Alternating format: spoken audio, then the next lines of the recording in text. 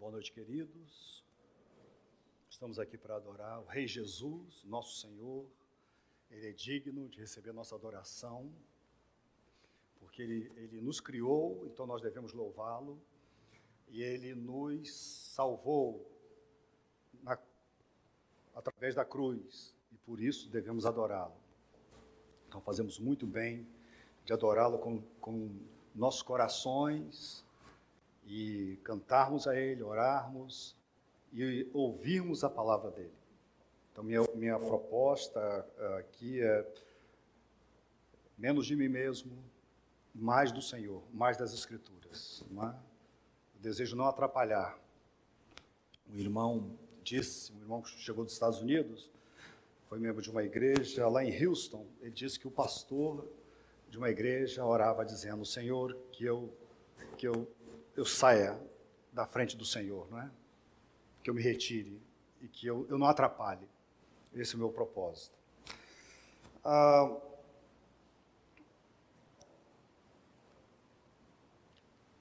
As vacinas são muito importantes. Nossos filhos são vacinados. Sempre tem, e tem reforço. Vacinas são substâncias que possuem como função estimular nosso corpo a produzir respostas imunológicas, a fim de nos proteger contra determinada doença.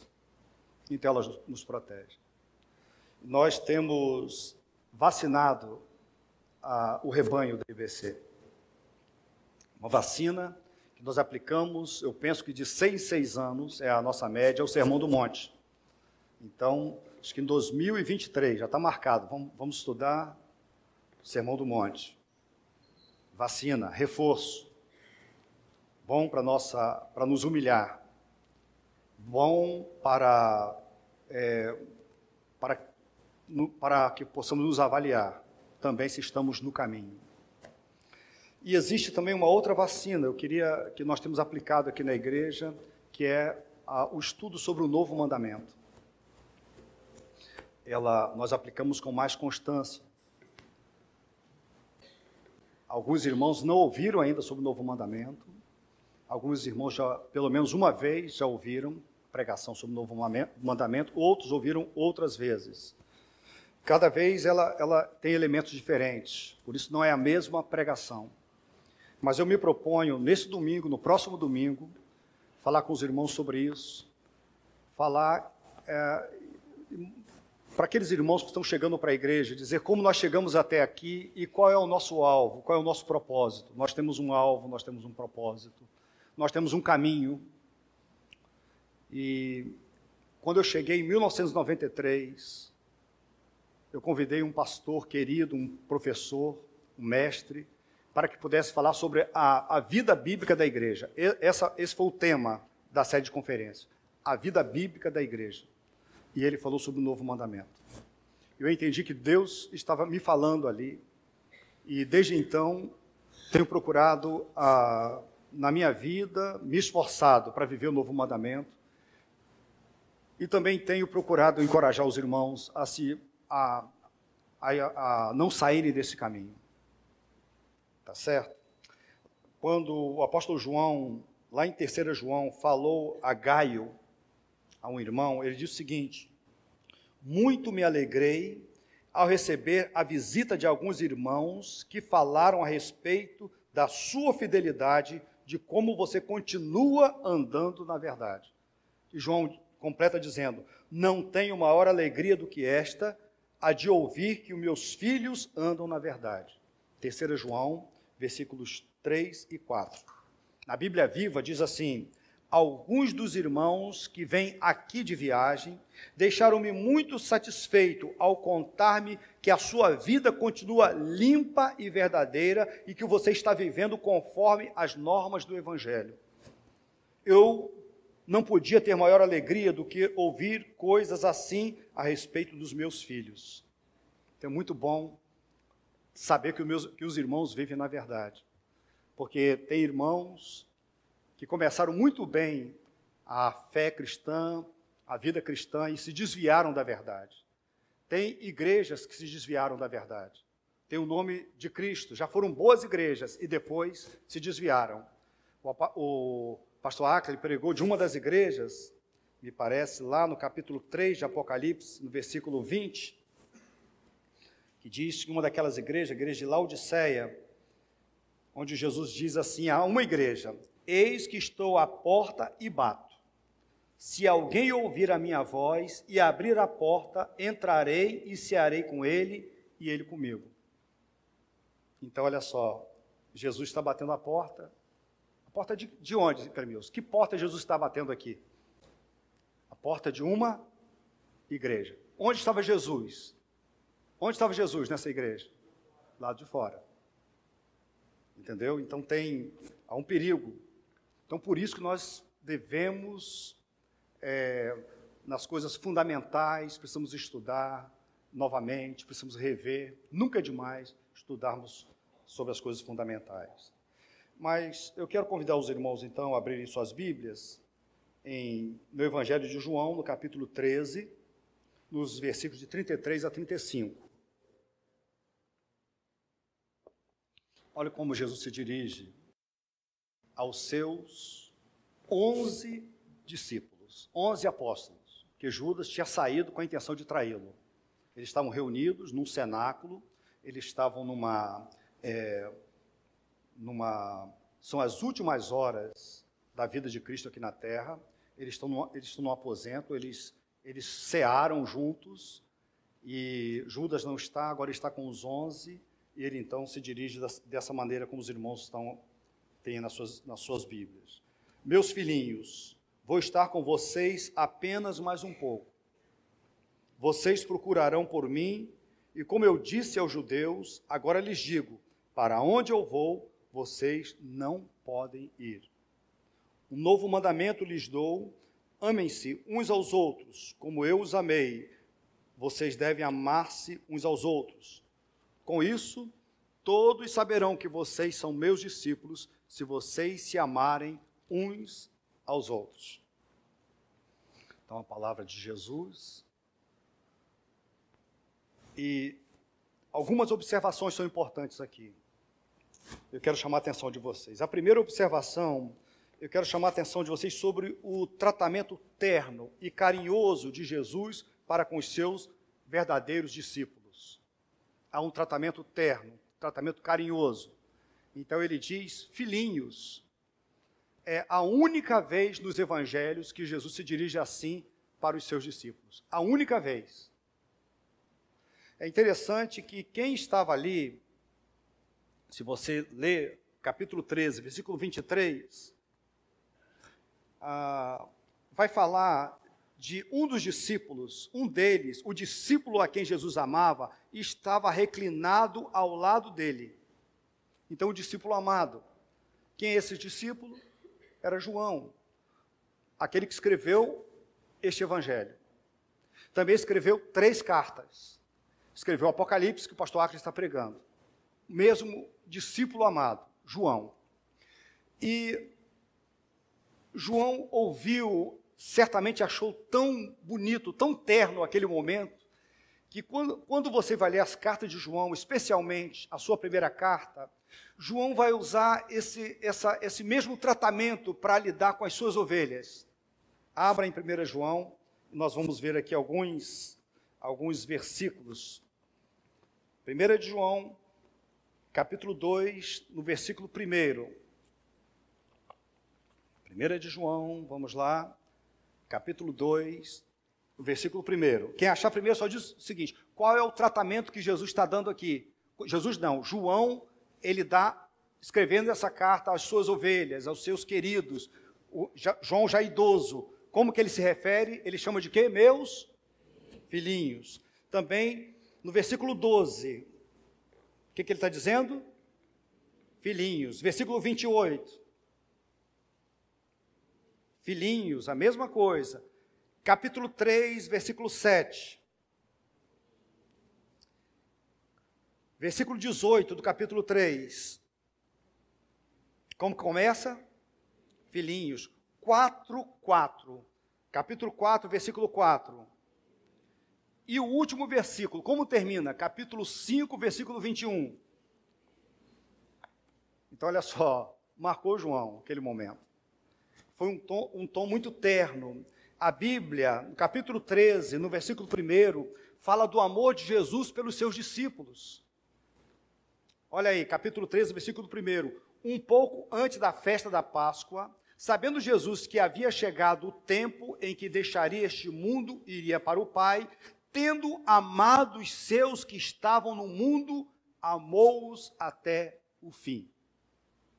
Amou com amor imensurável. O Senhor Jesus amou os seus discípulos.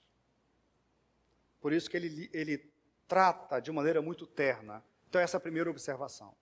A segunda observação que eu faço desse texto, quero convidar vocês a olharem comigo, é a certeza que Jesus tinha de que a sua hora tinha chegado. Chegou a minha hora. E chegou a minha hora. Que hora é essa que tinha chegado? A hora da sua morte, a hora do seu sacrifício, a hora da cruz tinha chegado. Jesus estava ali, ele falou o novo mandamento e poucas horas depois ele estaria se entregando por nós numa cruz. Então ele sabia, a hora era essa. Ele tinha total domínio sobre isso, porque quando nós lemos o Evangelho de João, nós já pregamos ele aqui, muitas vezes, tanto Jesus como João vai dizer que a hora não tinha chegado. Lá no capítulo 2, versículo 4, Jesus diz para Maria, naquele primeiro milagre de Jesus, quando ele transforma aquela água em vinho, ele diz à sua mãe: que temos nós em comum, mulher? A minha hora ainda não chegou. Capítulo 7, versículo 30, é uma observação do livro. Então tentaram prendê-lo, mas ninguém lhes pôs as mãos, porque a sua hora ainda não havia chegado. Então Jesus se entregou, Vitor, na hora certa. Os homens poderosos, muito bem equipados, armados, eles já tinham decidido que iam tirar a vida de Jesus, mas isso não aconteceu enquanto não chegou a hora.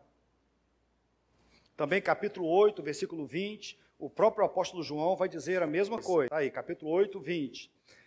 Ele proferiu essas palavras enquanto ensinava no templo, perto do lugar onde se colocavam as ofertas. No entanto, ninguém o prendeu, porque a sua hora ainda não havia chegado.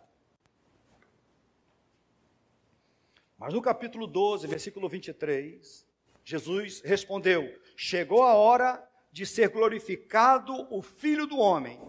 Chegou a hora, eu vou morrer, eu vou me entregar para a salvação do meu povo, mas eu serei glorificado. Eu voltarei para o meu Pai, eu voltarei para Ele. Eu saí do Pai e para Ele voltarei. Eu serei glorificado. Então, depois da morte humilhante, Jesus seria exaltado com a glória que possuía desde a eternidade.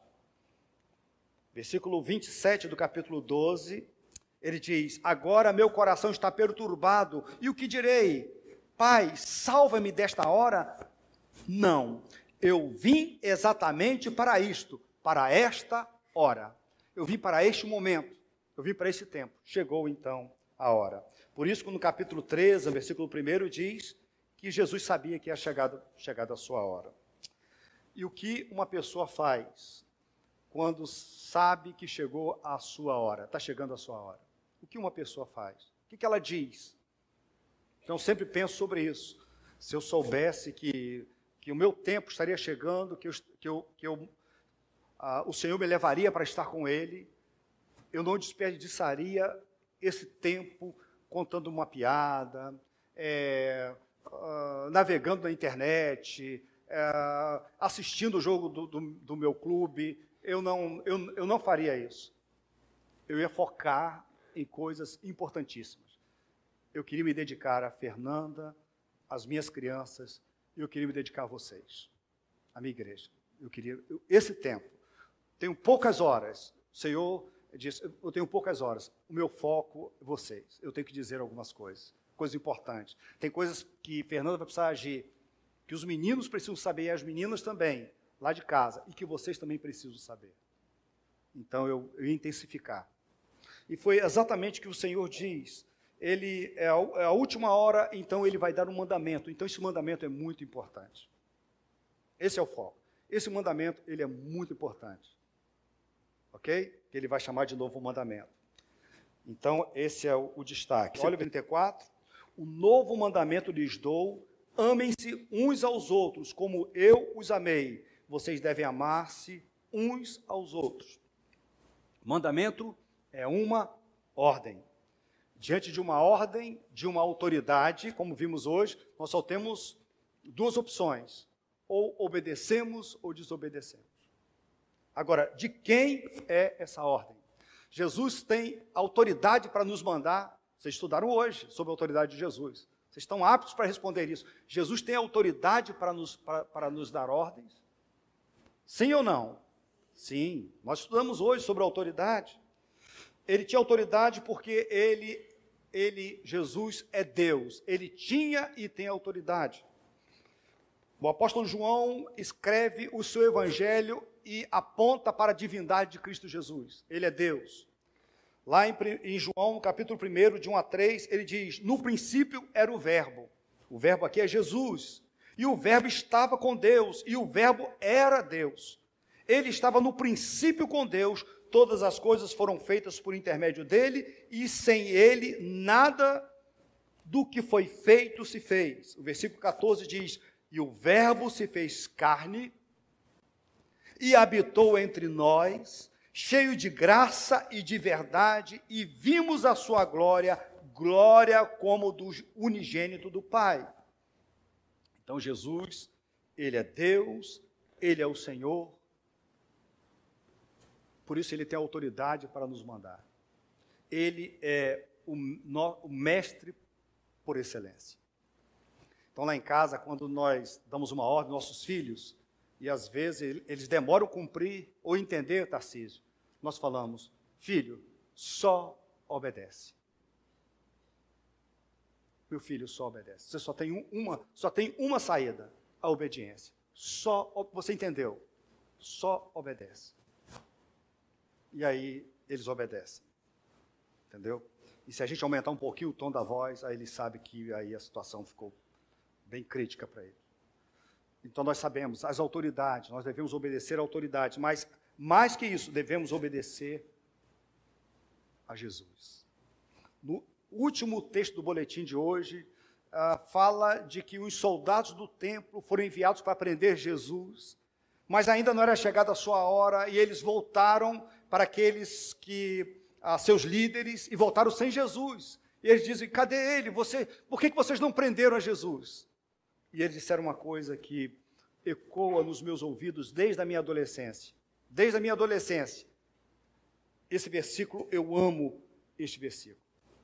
Eles voltam e dizem, jamais alguém falou como este homem.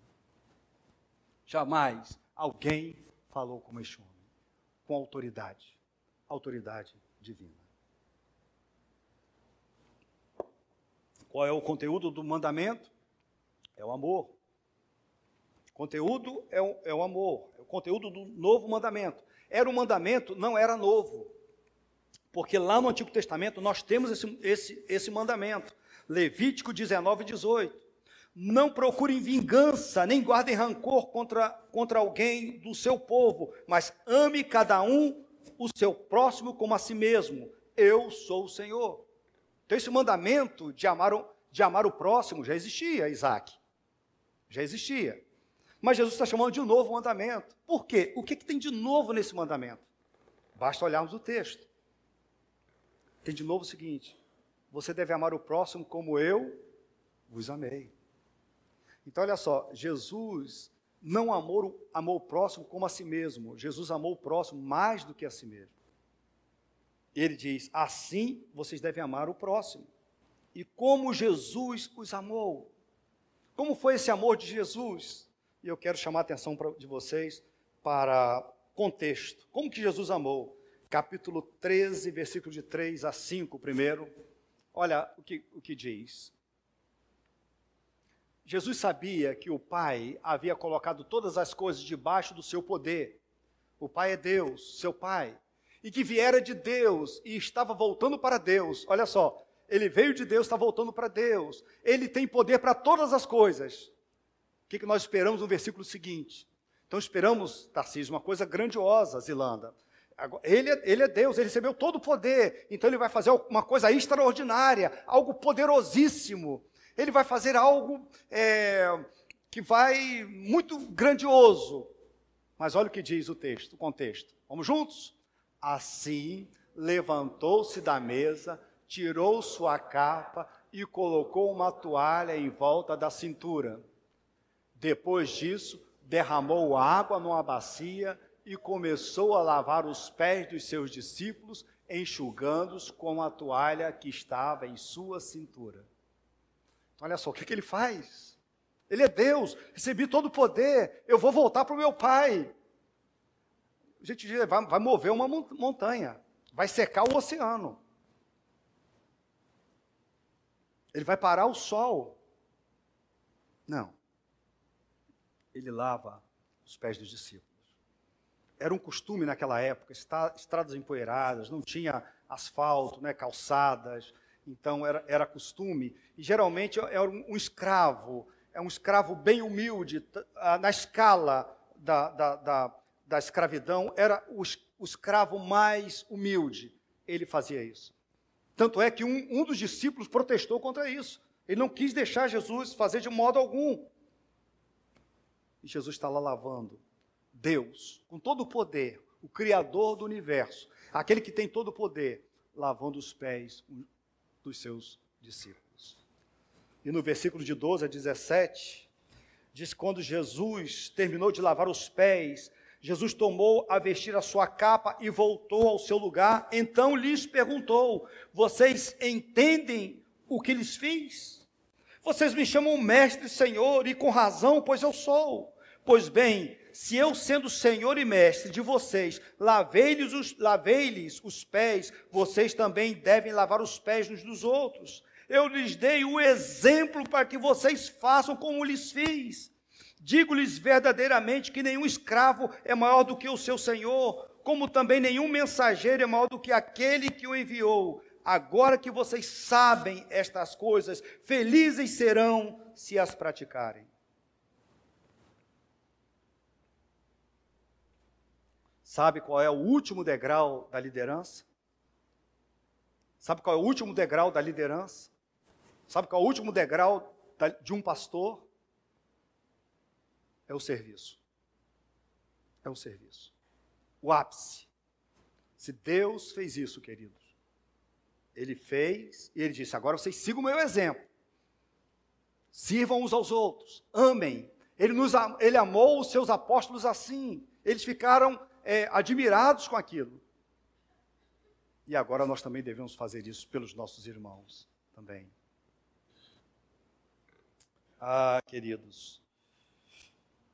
Olha para Filipenses capítulo 2, de 3 a 8, vamos ler juntos, um texto que nós conhecemos bem.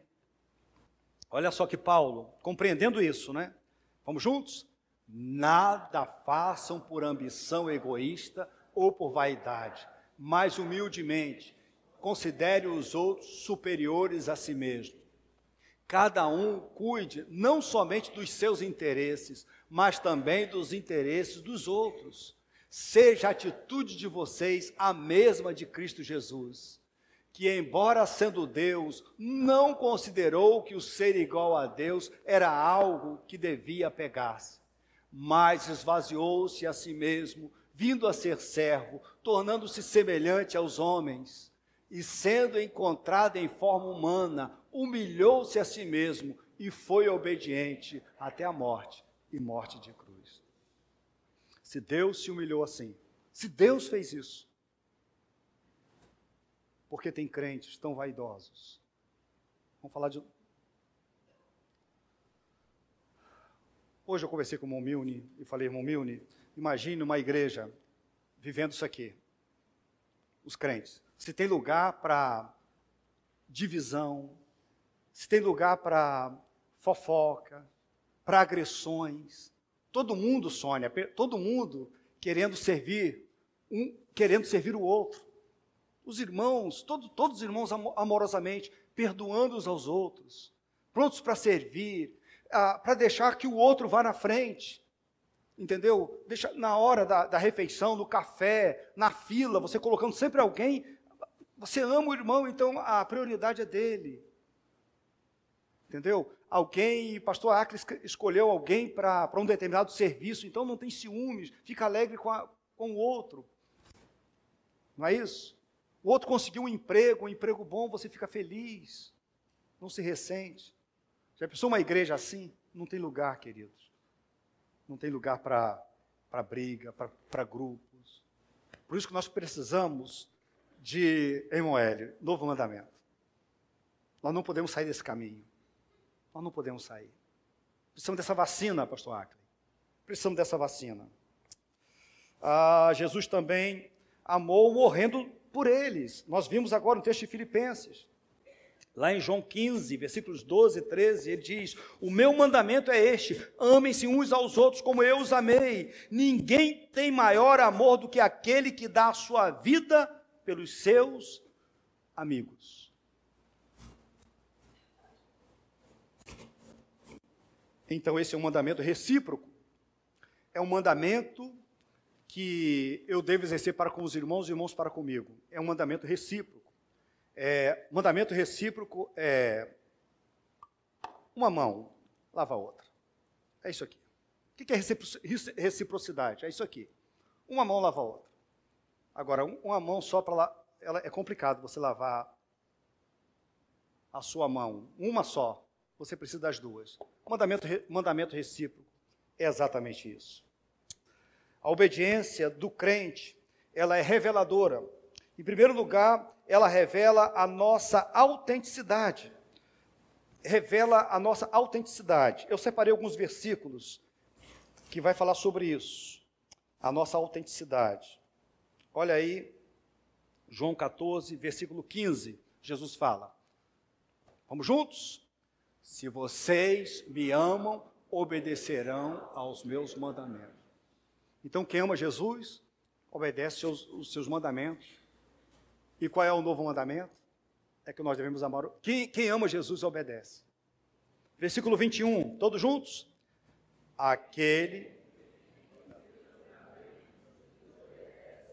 Esse é o que me ama. Aquele que me ama será amado por meu Pai, e eu também o amarei e me revelarei a ele. Versículos 23 e 24. Jesus. Se alguém me ama, guardará a minha palavra. Meu Pai o amará, nós viremos a ele e faremos nele morada. Aquele que não me ama, não guarda as minhas palavras. Estas palavras que estão ouvindo não são minhas, são de meu Pai que me enviou. E lá no capítulo 15, eu vou ler de 9 a 14, diz: como o Pai me amou, também eu vos amei. Permanecei no meu amor. Se guardardes os meus mandamentos, permanecereis no meu amor. Assim como também eu tenho guardado os mandamentos de meu Pai, e no seu amor permaneço. Meu mandamento é este, que vos ameis uns aos outros, assim como eu vos amei. Ninguém tem maior amor do que este, dar a alguém a própria vida em favor dos seus amigos. Vós, seus meus amigos, se fazeis o que eu vos mando. E a grande pergunta é: você ama Jesus? Você ama Jesus? Você é crente? Você ama Jesus? Então você vai dizer assim, todos nós vamos dizer, claro que eu amo a Jesus. E a outra pergunta é, você tem provado isso através da obediência? Você obedece? Essa é a questão. Nós provamos o nosso amor, não é com o que falamos, mas é com a nossa obediência. Como que você prova que você ama Jesus? Obedecendo a Jesus. Não é cantando. Tem músicas, né, que a gente canta, porque te amo, Senhor, te amo. Né? Tem isso. Quando eu era adolescente, cantava, oh, eu amo a Cristo, oh, eu amo a Cristo, oh, eu amo a Cristo, porque Ele morreu por mim. A gente saía dali para fazer coisas que desagradavam a Deus. Não amo. Esse povo me honra com os lábios, mas o seu coração está longe de mim. Queridos, então, a obediência a Cristo revela quem são as ovelhas de Cristo. Você quer saber quem são as ovelhas de Cristo? Elas são obedientes. Elas obedecem. E elas vão procurar obedecer novo mandamento. Vão procurar obedecer novo mandamento. Também a obediência do crente. Em segundo lugar, ela é reveladora porque revela os verdadeiros discípulos ao mundo. O mundo vai conhecer. Então, há um poder evangelístico no novo mandamento. Olha o que diz João 13, versículo 35. Nisto conhecerão todos que sois meus discípulos, se tiverdes amor uns aos outros. Então, as pessoas, como que as pessoas vão conhecer que nós somos discípulos? Quando nós nos amamos.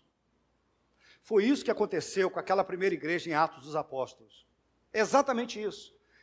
Quando fala do comportamento daqueles irmãos, a partir do versículo 42 de Atos, capítulo 2, até o 47, aqueles irmãos, eles perseveravam na doutrina dos apóstolos, no partir do pão, nas orações, na comunhão, eles não tinha necessitado entre eles eram preocupados uns com os outros, entendeu? Eles eram doadores, eles vendiam as propriedades, depositavam aos pés dos apóstolos, para que eles administrassem, para ajudar os outros, eram muito preocupados com os irmãos.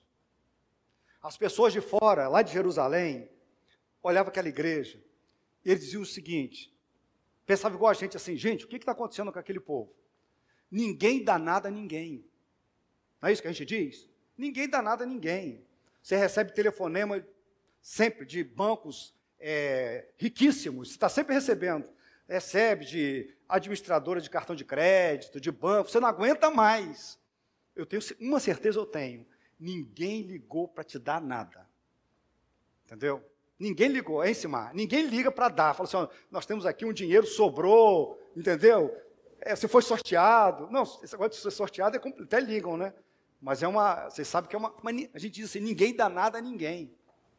Não é isso? As pessoas são egoístas. Agora, você vê um povo ajudando o irmão, entendeu? Ajudando o irmão a construir uma casa, a comprar uma laje, a cuidar da saúde. Você está vendo, movimentando, tem uma pessoa com dificuldade, uma pessoa desempregada, e todo mundo chegando junto, não é? Todo mundo chegando, você está vendo isso. Aí fora não é assim. Gente, o que está acontecendo? Tem alguma coisa diferente. Jesus está ali. O amor de Cristo está ali. Ok? O amor de Cristo está ali. Hein, Jessé? É assim mesmo. O amor só pode estar porque não é assim. A gente não vê nada disso. Novo mandamento, gente.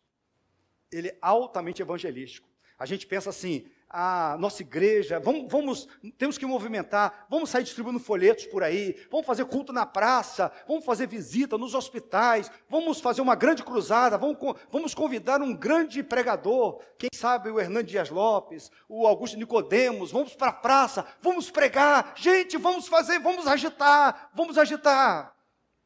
A gente pensa assim, mas Jesus falou que o poder evangelístico mesmo está no novo mandamento, a gente viver o novo mandamento. É isso que atrai as pessoas. Nós estamos na luta, aqui no caminho, nós não alcançamos ainda, daqui a pouco eu vou falar sobre isso, mas nós estamos nessa luta. É provável que você veio aqui para a igreja e ficou por causa disso.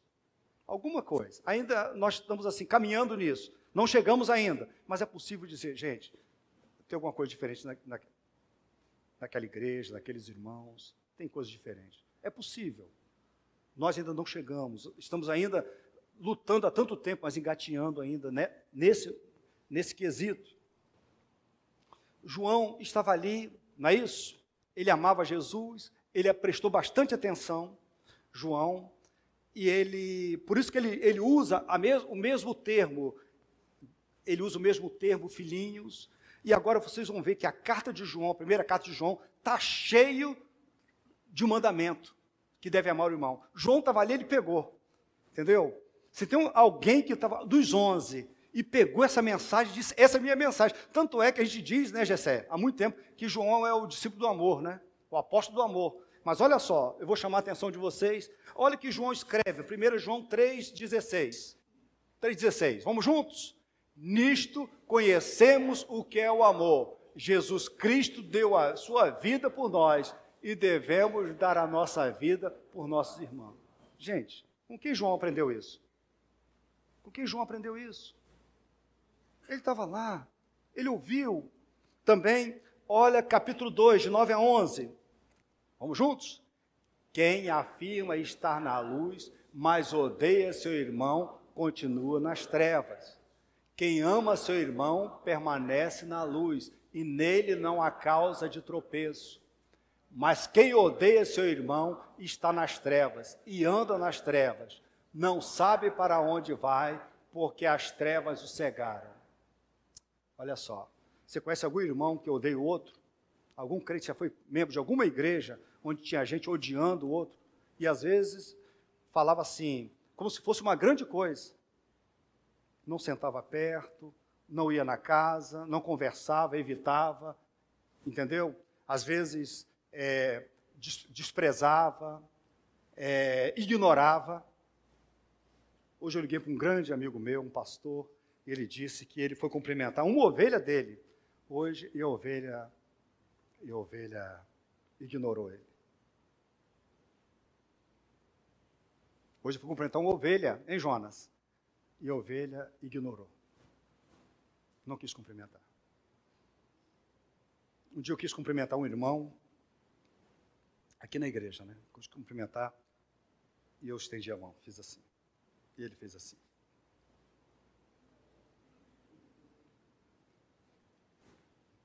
Isso aí. A questão é o meu coração. A questão não é só, não estar preocupado com o meu irmão, estou preocupado comigo. Qual é a minha reação diante disso? Diante do desprezo. Porque se eu sou desprezado, eu preciso amar o meu irmão mesmo assim. Porque até o meu inimigo, Jesus mandou eu amar. Sermão do Monte, hein? A questão não é essa. A questão também é meu coração depois disso. Capítulo 3, de 14 a 19. Olha o que João diz. Vamos juntos? Sabemos que já passamos da morte para a vida, porque amamos nossos irmãos. Espera aí, o que é isso? O que é isso? O que é sabemos que passamos da morte para a vida? O que é isso?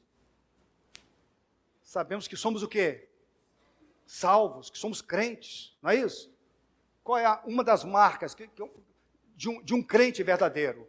É que ele é o quê? Ele ama o irmão. Quem não ama, permanece na morte. Vamos mais? Quem odeia seu irmão é assassino, e vocês sabem que nenhum assassino tem vida eterna em si mesmo. Nisto conhecemos o que é o amor. Jesus Cristo deu a sua vida por nós e devemos dar a vida pelos nossos irmãos. Se alguém tiver recursos materiais e vendo seu irmão em necessidade, não se compadecer dele, como pode permanecer nele o amor de Deus? Filhinhos, não amemos de palavra nem de boca, mas em ação e em verdade. Assim saberemos que somos da verdade e tranquilizaremos o nosso coração diante dele. Muito bem. Mas tem muitos textos. Olha só. Capítulo 4, eu não vou ler, é longo. Capítulo 4, de 7 a 21. Então, a carta de 1 João, João estava lá. Ele aprendeu. Ele ouviu e ele aprendeu. E agora, na sua carta, ele está falando muito sobre isso. Então, queridos, isso é fundamental para a igreja. O caminho da igreja, a nossa igreja, 30 anos da igreja aqui, né? E nós temos um caminho, nós não podemos sair desse caminho. O caminho é novo mandamento. Entendeu? Se nós saímos, se alguém saiu desse caminho, precisa voltar hoje para esse caminho. Precisa se arrepender e voltar. Se tem algum irmão aqui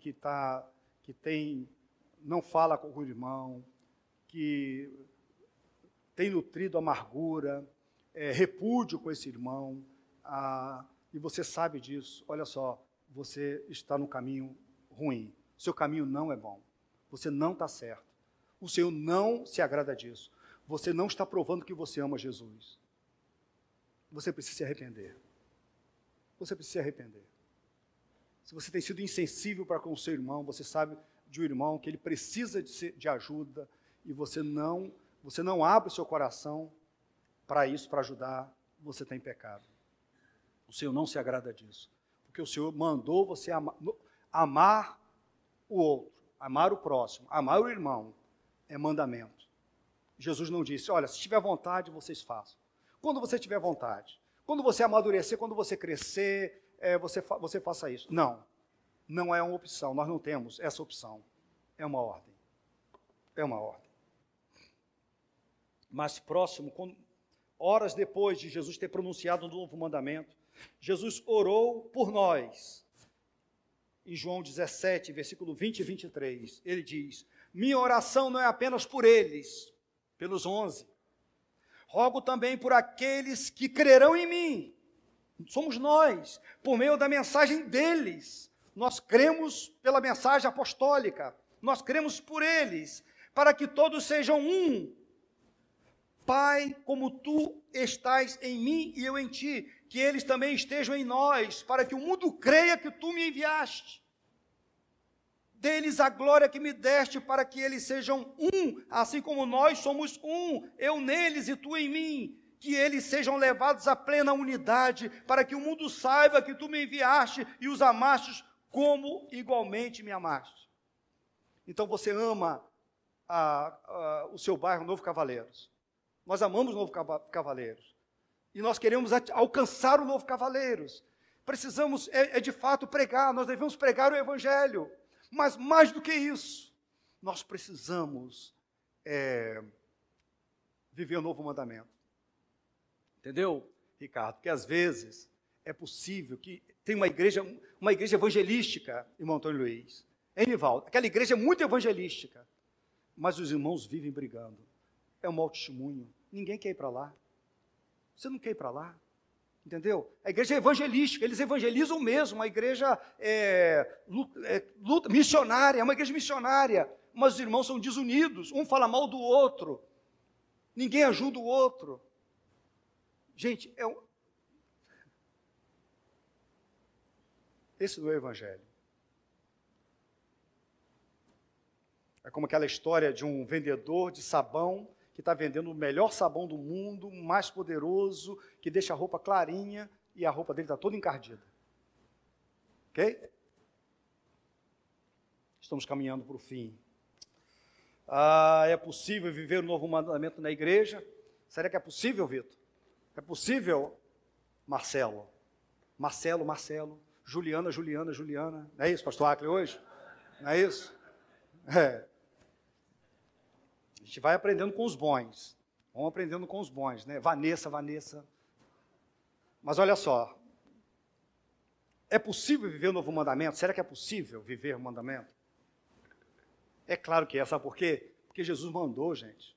Se Ele mandou, Ele dá condições da gente cumprir.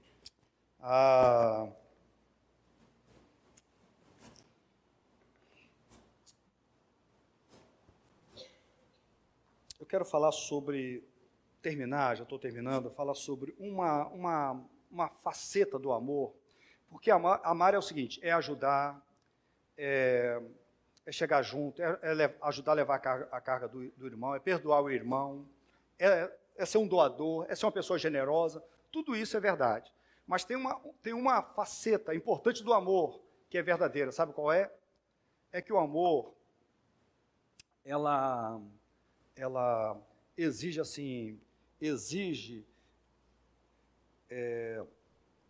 disciplina. Tem questão de disciplina, ok? Tem disciplina.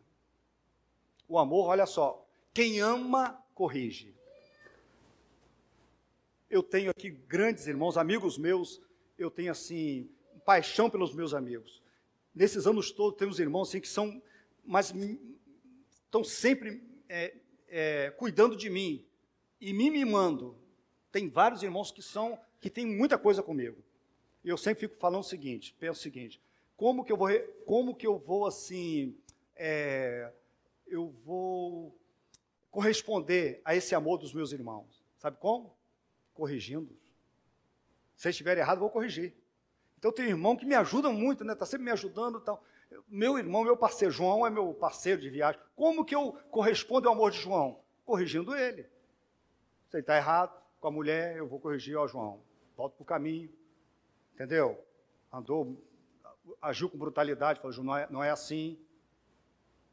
Também ouvindo a correção dele, é importante. Mas Tem isso no amor, entendeu? Olha lá para Provérbios, alguns provérbios, eu coloquei aqui para vocês, alguns textos que falam sobre isso. Vamos ler juntos. Vamos ler juntos, olha aí. Eu vou falar dessa, uma face do amor que pouca gente deseja isso. Vamos lá? Todo o que ama a disciplina, ama o conhecimento, mas aquele que odeia a repreensão é tolo. Entendeu? Quem ama, então olha só, quem odeia, nós precisamos da repreensão, mas quem odeia é tolo.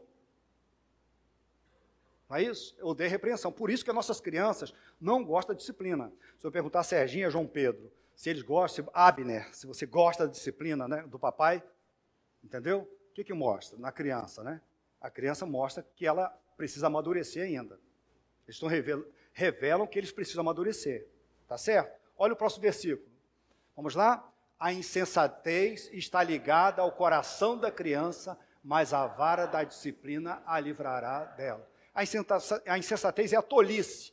Uma criança, ela é tola, mas tem a varinha da correção, vai tirar a tolice da criança. E se o pai ama a criança demais e não quer corrigir, o que ele está fazendo com o coração da criança? Está deixando a criança em que situação? Em quê? Fala assim, pastor, eu sou contra isso, isso aí não está, eu sou mais a psicologia moderna, que diz que eu não posso traumatizar meu filho, eu não posso fazer, mas o que ele está fazendo com o filho? O que está fazendo? Está deixando ele tolo. E vai permanecer tolo, porque a insensatez está ligada ao coração da criança. Nós precisamos de disciplina. O Senhor nos disciplina, é isso que nós vamos ver. Mais versículos, vamos lá? Vamos juntos? Quem se nega a castigar seu filho, não o ama. Quem o ama... Gente, eu amo tanto, pastor, eu não tenho... Eu nunca disciplinei um filho meu. Eu amo muito meu filho. Olha só, você não ama. Você não ama. Você não disciplina, você não ama. Se você quer saber como disciplinar, você precisa procurar pastor Ackley. Ele vai falar como é. Entendeu? Nós precisamos, olha só, se você ama, você precisa corrigir, você precisa disciplinar. Quem falou isso? Foi o pastor Ruiter. Não fui eu. A Bíblia diz isso. Deus fala isso. Tem mais. Vamos juntos? Pois o Senhor disciplina quem ama, assim como o pai faz ao filho. Então, quando você se nega a disciplinar seu filho, está dizendo assim, eu não o amo. Quando a avó ou o avô, né, quer impedir os pais de disciplinar os filhos, estão impedindo os pais de amarem seus filhos. Ok? Isso é grave. Eu não gosto de disciplinar, não faço com prazer, mas eu tenho que fazer, porque por causa do amor, porque eu os amo. Olha, Hebreus capítulo 12, 5 a 6. Vocês se esqueceram da palavra de ânimo que ele lhes dirige como a filho. Meu filho, não despreze a disciplina do Senhor, nem se magoe com a sua repreensão, pois o Senhor disciplina quem ama e castiga todo aquele a quem aceita como filho. E por último, texto lá de Apocalipse 3, 19, repreendo e disciplino aqueles que eu amo, por isso seja diligente e arrepende-se. Então olha só, nós amamos, queremos continuar nesse caminho, uma igreja amorosa, mas nós não vamos abrir mão da disciplina bíblica. Entendeu? Não vamos abrir mão da disciplina bíblica. Nós não podemos abrir mão. Nós amamos irmãos. Então, tem irmãos que ficam há muito tempo aqui, irmãos queridos meus, quando tem um caso de disciplina na igreja, quando temos que até chegar às últimas consequências, caso de excluir um membro da igreja, é uma dificuldade. Tem irmãos que não querem votar nisso. Sabe por quê? Sabe por quê? Porque não amam. Porque não amam. A igreja que não disciplina seus membros, ela não os ama. A igreja que não disciplina, que não corrige, que não confronta, ela não os ama. Se tem uma pessoa que você conhece, é seu irmão em Cristo, e você está vendo, ele está no caminho errado, você tem vergonha de falar com ele, você não o ama. Você precisa falar com ele. Porque uma das faces importantes do amor é a correção. Amorosa. Você vai falar com tristeza. Eu não queria fazer isso. Você vai se arriscar, às vezes, a levar uma patada. Ovelha da patada, né? Você vai tomar uma patada. Não é isso? O indivíduo é grosso, mas é tolo, aí é tolice. Quem não ama a repreensão é tolo, né? Você já sabe que o indivíduo é tolo. Porque aquele que ama vai dizer, olha só, muito obrigado. Não foi fácil para mim ouvir o que você falou, mas muito obrigado. Eu termino, queridos, dizendo o seguinte. Lembra que eu estou falando sobre o caminho da nossa igreja nesses 24 anos? É isso que eu estou falando. Várias vezes eu preguei sobre isso. Na semana que vem eu continuo pregando sobre isso. Mas olha só. Por isso, nós enfatizamos aqui na igreja reuniões formais e informais na igreja. Por isso que a gente tem sempre reuniões aqui na igreja. Sabe por quê? E a gente chama os crentes para virem aos cultos. Domingo de manhã é bem concorrido, domingo à noite também. Sabe por quê? Como que você vai amar uma pessoa se você não convive com ela? Como que você vai amar alguém se você não convive? A pessoa não quer convivência. A pessoa não quer se relacionar. Entendeu? Como que ama? Eu queria saber. Eu acho que todo crente deveria estar assim pronto para abrir a sua vida, o seu coração, o seu lar, e dizer, não, eu quero ser amigo. Eu quero ser amigo. Então, olha só, não me incomodem, não me incomodem, eu quero assistir o culto, eu quero ser membro dessa igreja, mas eu não quero ter aquele compromisso, essa amizade, estar na minha casa, eu ir na casa dos outros, muita conversa, não, isso não é comigo. Olha só, eu vou te dizer assim, uma coisa muito breve sobre isso. Eu não vou dizer que nem aqui não é o seu lugar, eu vou dizer que o seu lugar não é na igreja de Cristo. Porque a igreja de Cristo, ela é relacional. Eu não vou dizer que aqui, não é na IBC o seu lugar. Não é na igreja de Cristo. Você tem que procurar uma outra instituição que vai, eu não sei se você é homem, é maçonaria, se é Rotary, se é Lions, se é qualquer organização filantrópica, porque a igreja de Cristo é altamente relacional. Você tem que amar o irmão, mas não é só isso, você tem que dar a vida pelo irmão. Por isso a nossa igreja está estruturada em relacionamentos e não em programas. Nós valorizamos mais amizades do que programas. Então não tem programa, você não vai vir aqui, vai ver, tem um conjunto novo, tem uma banda, tem um cara que morreu, foi no inferno, ressuscitou e está aqui, um indivíduo foi bruxo no Brasil e todo. Não tem isso, aqui não, você não vai ter isso. ênfase em conjunto, em grupo, música, não vai ter isso. Programas, a gente não vai ter. Porque a nossa ênfase está nos relacionamentos. Por isso, nós temos pequenos grupos de comunhão.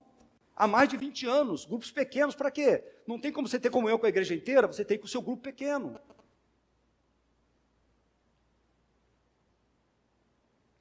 E o que a gente faz com quem não quer nem frequentar o seu grupo de comunhão? Não digo nem quinta-feira, dia de domingo. Eu tenho esse problema no meu grupo. Tem gente que não frequenta o grupo. Sabe o que está dizendo? Não quero me relacionar. Eu não quero amar o meu irmão. Eu não quero obedecer. Ok? A gente tem problema. É um problema sério. Um problema sério. Ele não quer, ele não frequenta. Ele tem outras opções. E de domingo, pelo menos domingo, ele não está aqui. Todos os coordenadores da igreja têm problema com alguns membros da igreja que eles não querem mesmo. Eu não sei o que querem. Sabe por quê? Mais uma vez, a igreja de Cristo é relacional. Relacional. O seu problema não é com a IBC, nem com a pressão dos pastores da IBC. O seu problema é com Deus. O seu problema é com Deus. Por isso, nós tomamos dominicalmente um café juntos aqui há 20 anos, tem um café da manhã, para nos relacionar. Tem 20 anos, mais de 20 anos, pastor Aca. Tem um café. Por causa disso. Por isso, nós enfatizamos a ajuda mútua, o cuidado uns dos outros. Por isso, nós temos tudo a ver com a vida dos outros. Nós temos tudo a ver com a sua vida. Então, a gente pergunta sobre a sua vida. Por quê? Nós somos membros uns dos outros. Eu quero saber da sua vida. E às vezes eu pergunto uma coisa e o crente fica assim, é minha ovelha, fica, hein? Tipo assim, você não tem nada com a minha vida. Como se estivesse dizendo, que isso? Você não tem nada com a minha vida. Olha só, outra coisa importante, nós temos tudo a ver com a sua vida. Nós somos um só corpo, nós somos uma só família, nós temos que nos amar. Então eu tenho tudo a ver com a sua vida. Então eu posso perguntar para onde você vai. Eu posso perguntar como está a sua vida financeira, como você tem administrado a sua vida. Eu posso perguntar se você tem amado a sua esposa. Eu posso perguntar se você tem submetido ao seu marido, se você tem obedecido aos seus pais. Eu não só posso como devo, porque eu tenho tudo a ver com a sua vida. Entenderam? Nós temos tudo a ver um com o outro. Ninguém tem nada com a minha vida, não é? É o egoísmo da pós-modernidade, né? Eu vou viver para mim mesmo. Olha só, isso não é cristianismo. Isso não é vida cristã. Na vida cristã, os seus irmãos têm tudo a ver com a sua vida. Então eles podem perguntar. Por isso, temos o dever de confrontar amorosamente os irmãos que se desviam do padrão das Escrituras. Nós confrontamos, devemos confrontar. Por isso, devemos exercer a disciplina bíblica da igreja.